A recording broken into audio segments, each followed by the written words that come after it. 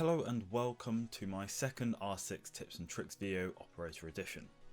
The operator we will be discussing in this video is Smoke. He is one of the first operators you will have used within Siege, being the first defender in the lineup. Smoke is a 2-speed, 2-armour operator who has a remote gas grenade that inflicts damage to the enemy over time. But first, let's talk about his loadout. For Smoke's primary weapon, the player has a choice between the M59OA1 shotgun and the FMG9 submachine gun. The shotgun is favoured by the defenders that enjoy holding close range angles. This is due to its capability to injure an enemy with one shot. Furthermore, the shotgun has a decent breaching capability, something to really consider if you don't have any impact nades on your team.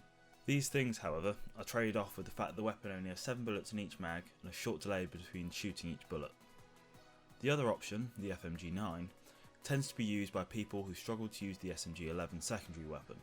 The weapon is great at medium to short ranges, probably a weapon that I would recommend to new players within Siege. For his secondary weapon, Smoke has a pretty easy decision to make, the same as Sledge. But as this is a different video, I'll run you through it.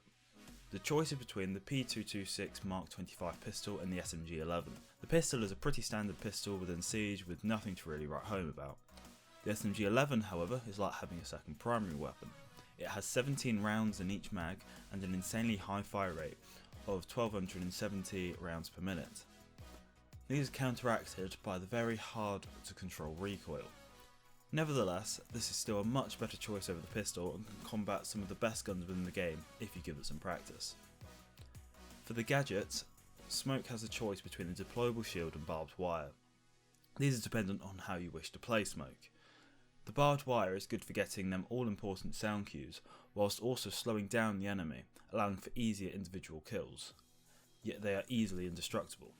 The deployable shield is much sturdier and can be used to cause issues for the attackers to get into the site, as well as obscure their vision. As well as this, it can be used to get slightly different angles onto players whilst exposing less of your body. The shield can only be destroyed by certain gadgets or special abilities, so it could create a longer lasting resistance.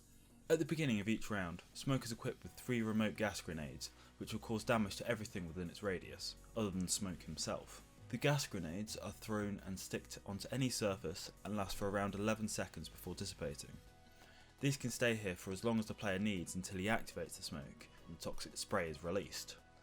The cloud spreads parallel to the surface that the grenade is attached to and will partially obscure the vision of the given area.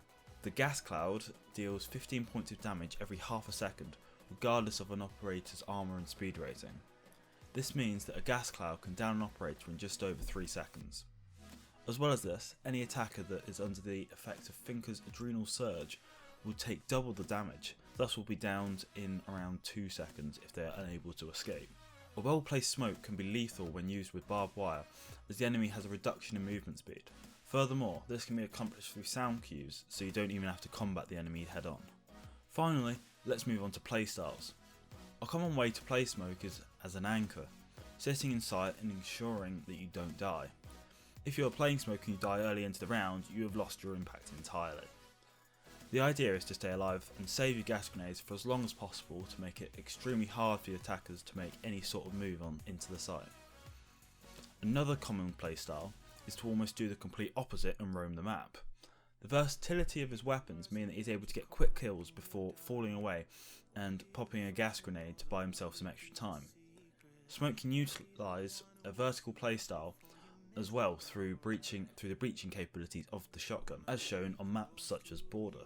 Overall, Smoke is a solid operator that can make the attacker's chances near impossible in the latter parts of the round. He requires some skill and experience to be able to use his guns and unique ability to their full extent, but will make you an all-round better Siege player if you do so. Anyway, I hope you learnt something in this episode of R6 Tips and Tricks Operator Edition. Next time we'll be looking details at the attacker Thatcher and the different things he can bring to the table. Like and subscribe if you enjoyed, and I will see you in the next one.